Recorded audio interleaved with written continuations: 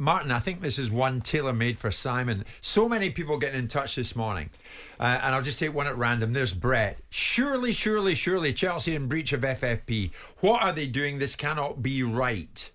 Chelsea have now broken the British transfer record twice in the space of a few months. And the Caicedo deal, if it goes through, Martin, will take them to more than £800 million spent in just over a year under the new Todd Boehly ownership.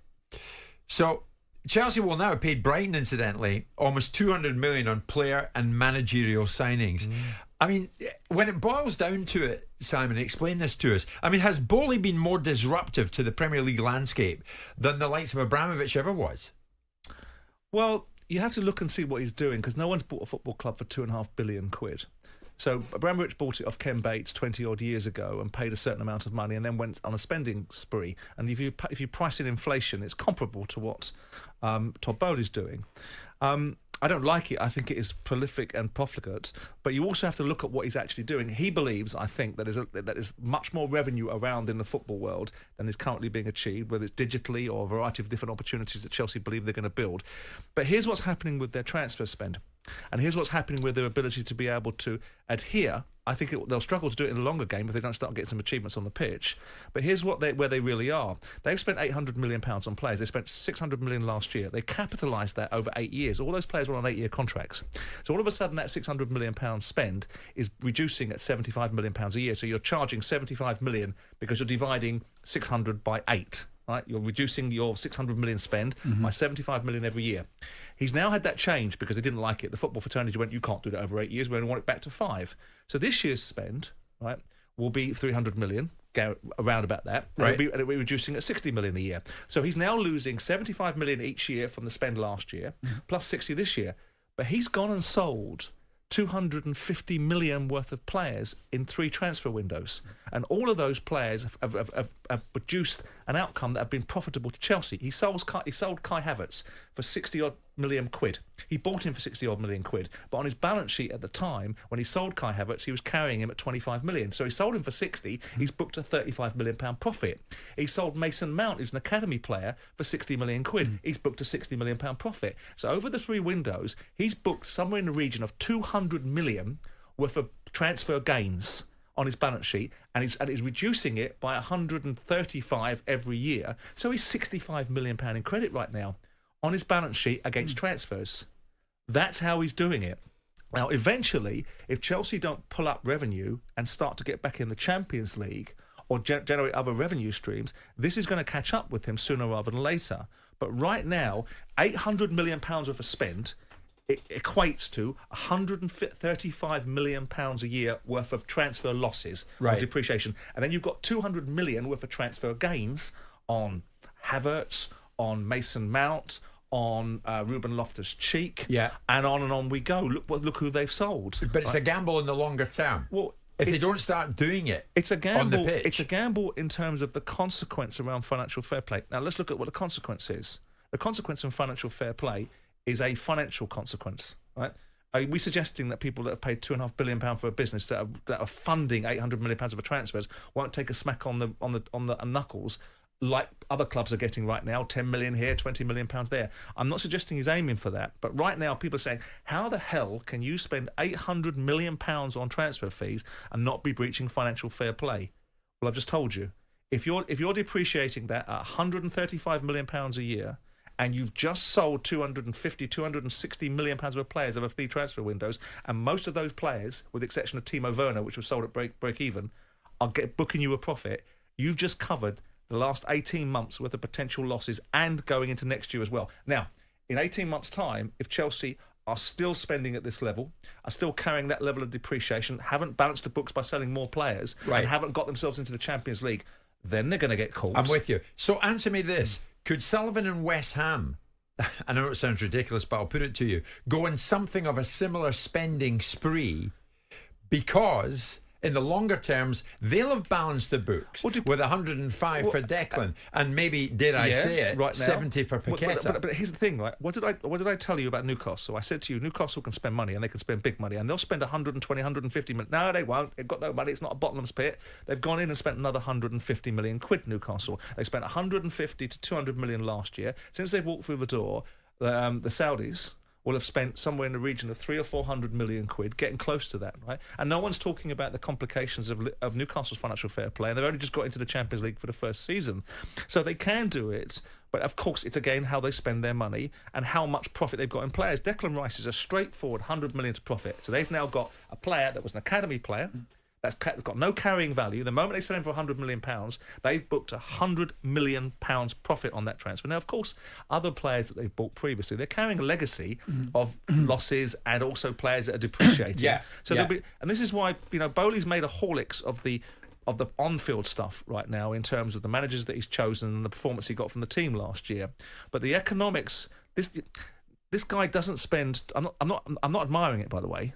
I'm explaining it. This guy doesn't spend £2.5 billion on a football club and doesn't know the ramifications of the economic model that he's building. He may not know a football manager from a pound of sprouts, but he does know the economics of business, and that's why they're okay at Chelsea. They will be able to, unless they've carried huge losses in the last 3 years that haven't been qualified by COVID and things of that nature. They're okay, Chelsea. So they're okay, like Everton were. As explained by Mr. Jordan, that's how Bowley's doing it, Martin. Well, that's a brilliant explanation, I must admit, because I didn't realise. I obviously knew about depreciation. Just tell me then, Simon, so I know financial fair play didn't exist at that time when you were at Crystal Palace, but did you work the same sort of model in terms of depreciation of players? We've pushed it. It's been a standard principle for years, and that's how you value players. I think it's an unfair principle because if you've got a player on your balance sheet and like Declan Rice, on West Ham's balance sheet, he couldn't prop up their balance sheet economically because he was worth nothing in terms of capitalisation. But in market prices, he's worth 100 million quid. And the only time they could have ever capitalised that is when they sold him. And I often think that's a flawed perspective for football because it doesn't help football clubs look economically solvent.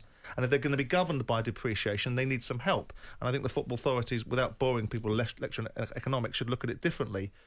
And I also think it's preposterous. If you buy a building and you own it for 10 years, you can write it down over 10 years. If you buy a player and you want to put him on a contract for 8 years, that's your funeral economically, so you should be able to capitalise it. And because all the guys suddenly saw Bowley doing, they still went, we're not having that. 8-year contracts, you can depreciate over 8-year contracts. It means that the depreciation is less. We want you back to 5. And in fact, this is an interesting story, that Simon Jordan was just analysing how Chelsea are getting away with financial fair play.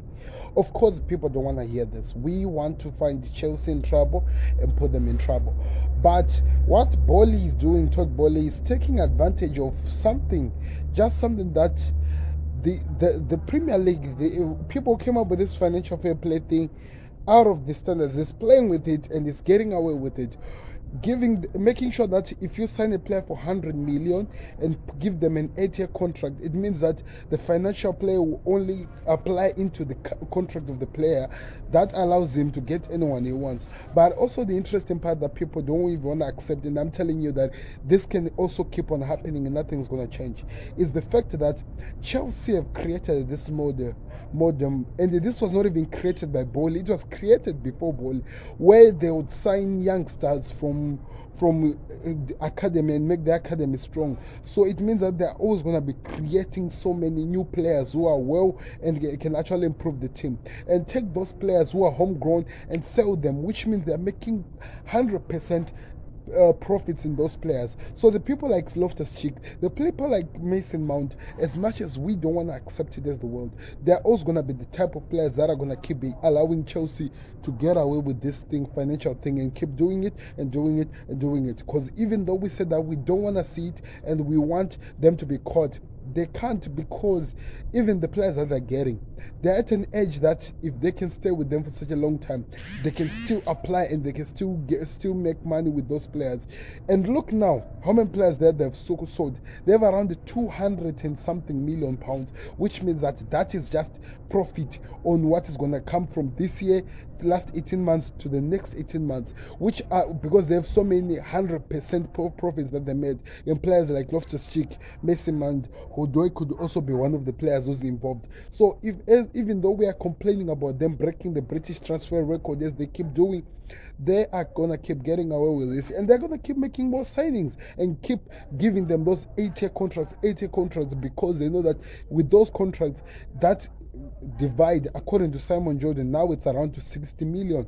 So it's 60 million pounds each and every window, each and every transfer window, whenever they round out in each and every of those players, which when you add it out on all those players that they've paid so much for, you find out that, oh, it's not really that much of the money. They actually still have enough, and they've profit that they've made selling the organic players that they have, which allows them to keep making more money. So as much as we are gonna cry, you have to accept that Todd Boehly has really thought of this to the long run, but this is gonna be what changes. I'm hearing that the Premier League are thinking of covering and destroying this loophole that Todd Boehly is taking advantage of.